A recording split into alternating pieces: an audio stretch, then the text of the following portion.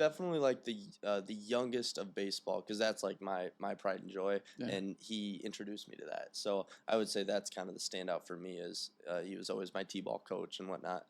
5, 6, 7 years old, and those are my first ever memories of playing baseball, and I got to learn everything from my dad. So I Yeah. would say that introduction was so positive that it sparked me to want to play, the rest of my life. Yeah. How was he as a coach? Pretty good. Yeah. I would say Was he tougher probably on you than everybody else, or was he I pretty even didn't feel keel? that way, but I also can't remember it too well. I Okay. feel it was probably more easygoing, and it would have gotten pretty strict if you were able to coach if you didn't get moved to Lansing as I would have gotten older. But no, I didn't think he was too bad of a coach on me or anything like that. Yeah. I was a little harder on him, and not harder so Right. much. Just there were times where maybe he would have played, maybe he would have pitched more, or maybe he would have been my cleanup hitter or whatever.